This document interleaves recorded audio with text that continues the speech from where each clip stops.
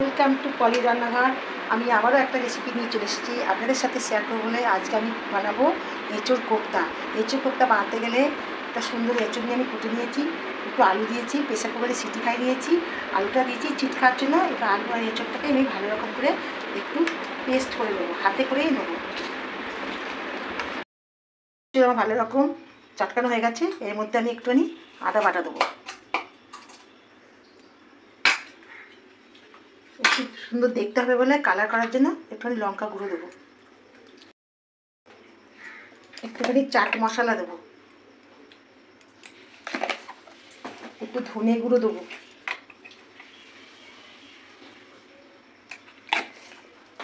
একটু গরম মশলার গুঁড়ো দেবো,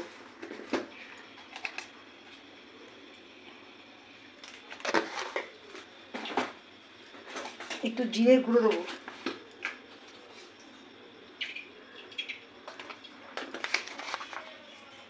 তখন নুন হলুদ দিয়ে আমি সিদ্ধ করেছিলাম এঁচোড়টা। আমি আবারও একটুখানি নুন দেবো পরিমাপ অনুযায়ী, একটুখানি চিনি দেবো,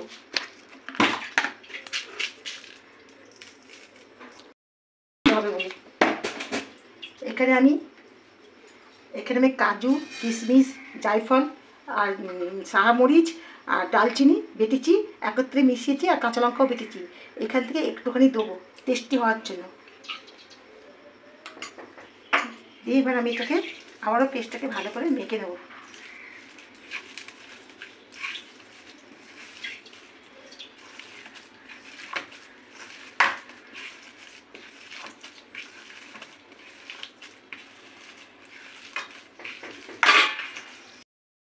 এবার আমি হাতে একটু তেল বুলিয়ে নেবো, তেল বুলিয়ে এইগুলো আমি একটু শেপে তৈরি করে নেবো কোপ্তার আকারে।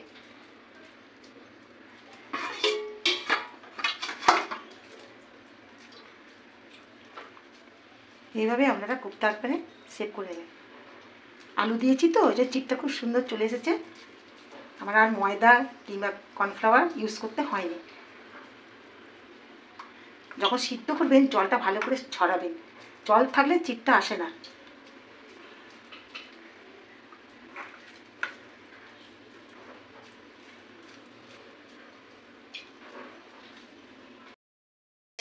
কড়ার মধ্যে তেল দিয়ে আমি গরম করে নিচ্ছি কড়াটা ভালো করে।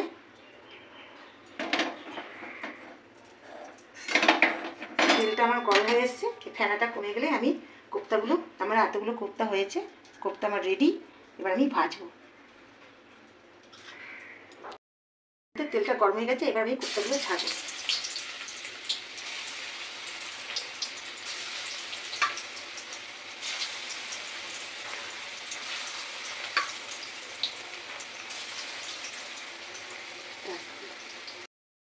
আমার কিছুটা কোপ্তা ভাজা হয়ে গেছে, দেখুন কত সুন্দর হয়েছে, কি সুন্দর সুন্দর উঠে এসছে,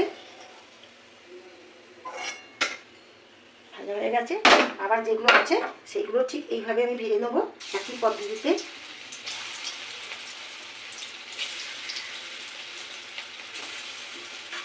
আমি ময়দা কর্নফ্লাওয়ার ছাড়াই এগুলো ভাজছি। কোপ্তাগুলো আমার ভাজা হয়ে গেছে বন্ধুরা। এবার আমি কোপ্তার মধ্যে কিছু আলু আমি দেবো, কোপ্তাতে আলু দিয়ে করবো। আলুগুলো আগে থেকে আমি নুন হলুদ মাখিয়ে রেখে দিয়েছিলাম, এরকম করে করে আলু দিয়েছি। অনেকে দেয় না আলু, অনেকে দেয়, আমি একটু দেবো। আলুটা দিলেও খেতে সুন্দর হয়। আমি আলুটা ওই তেলের মধ্যে আমি একটু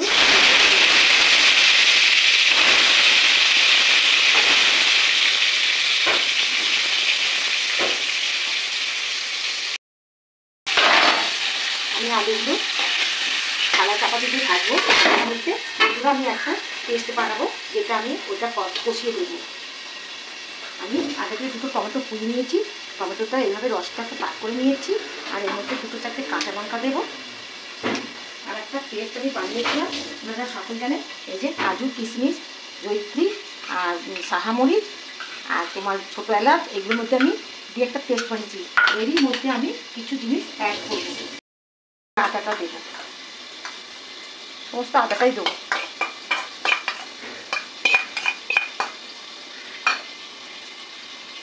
আবার একটু লঙ্কা গুঁড়ো দেবো, কালারের জন্য একটু লঙ্কা গুঁড়ো দেবো। ঝাল ঝাল ভালো লাগে খেতে। আর একটু নুন অ্যাড করবো।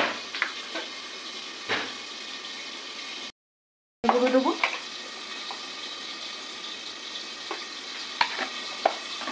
একটু জিরে গুঁড়ো দেবো,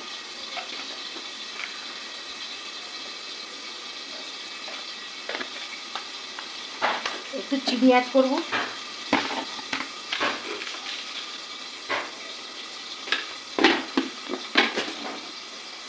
এবার আমি দইটা এরকম একটা দই কিনেছি 10 টাকা দিয়ে, কিংবা ঘরে পাতা দইও আপনারা ইউজ করতে পারেন। আমি এই দই আমি 2 চামচে নেবো, এটাকে আমি আলাদা করে ফাটাবো, এটাকে আমি একটু ফাটিয়ে নেবো।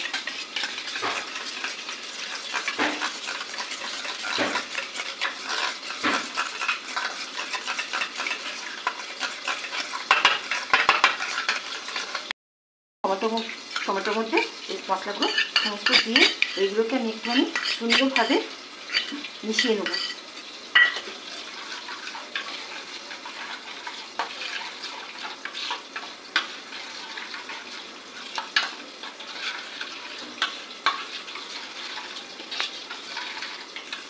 একত্র সব মশলাগুলো আমি ভালো করে মিশিয়ে নিয়েছি, দইটাও আমার ফাটিয়ে দিয়েছি। দিয়ে এবার আলুটাকে আমার একটা দেখব কী অবস্থায় আছে, এটাকে সুন্দরভাবে আমি দিয়ে দেবো। আর একটুখানি ভাজা ভাজা হবে, তারপর আপনাকে আমি আবার দেখাচ্ছি।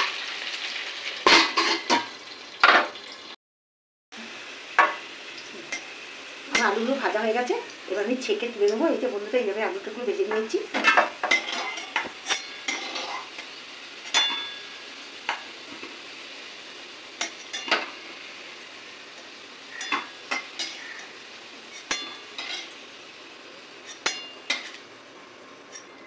এই তেলটার মধ্যে আমি আবার কিছু ফোড়ন অ্যাড করব। আঁচটা একটু কমিয়ে দিলাম, একটা শুকনো লঙ্কা ফোড়ন দিলাম, 2টো ছোটো এলাচ আমি ফাটিয়ে নিয়েছি নোড়া দিয়ে, আর তেজপাতা ফোড়ন দিয়েছি, ছোটো এলাচগুলো দিয়ে দিলাম, একটা শুকনো লঙ্কা ফোড়ন দিলাম, দালচিনি ফোড়ন দিলাম, আর সাথে আমি দেবো একটু জয়িত্রী, আর একটু দেবো গোটা জিরে ফোড়ন।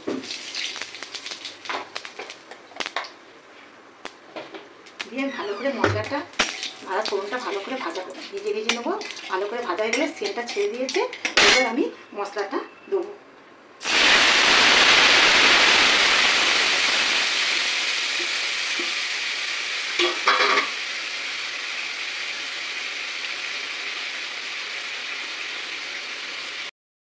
এই মশলা হাঁড়াটা আমি ধুয়ে দিচ্ছি, স্বাদটা আরও বেড়ে উঠবে।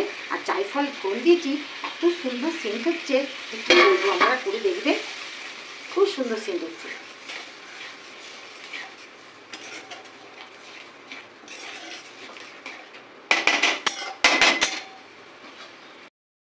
আমি একটু কাশ্মীর লঙ্কাগুলো ইউজ করবো।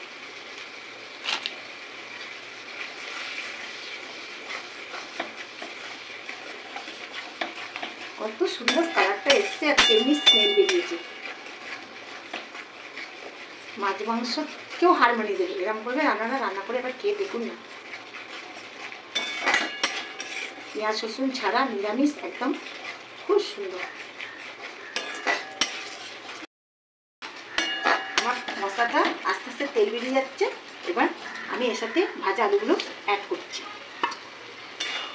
আলুগুলো তো সিদ্ধ হয়ে গেছে, এবার মশলার সাথে একটু কষিয়ে নেবো, যে ভালো রকমই সিদ্ধ হয়ে যাবে।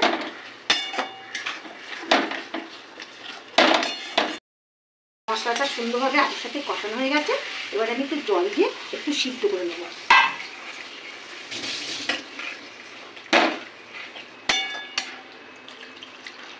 একটু জল বেশিটাই দেবো, কোপ্তাগুলো দিলে আবার কিছুটা নামার সময় কোপ্তাগুলো দেবো, কিছুটা আবার কোপ্তা থেকে ঝোলটা টেনে নেবে। বন্ধুরা, আলু সিদ্ধ আমার হয়ে গেছে, এবার আমি কোপ্তাগুলো ঝোলের মধ্যে আস্তে আস্তে ফেলে দেবো। খালি রসগুলো ঢুকবে, কোপ্তাগুলো দেওয়ার পর আমি বন্ধ করে দেবো।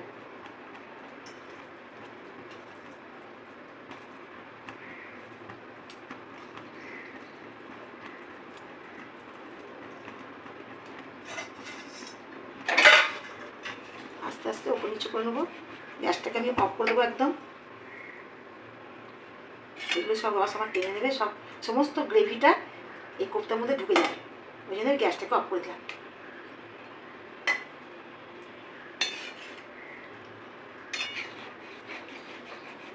আস্তে আমি ঢুকিয়ে দিচ্ছি এভাবে।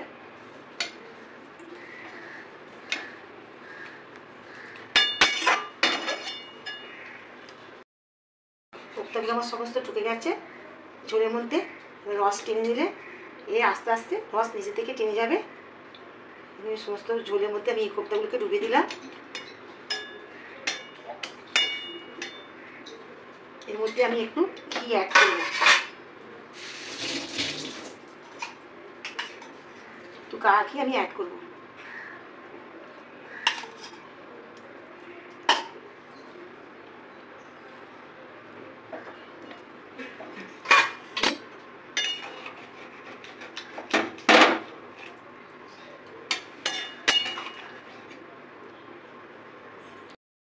এবার আমি উপর থেকে আস্তে আস্তে একটুখানি গরম মশলা দিয়ে দিচ্ছি।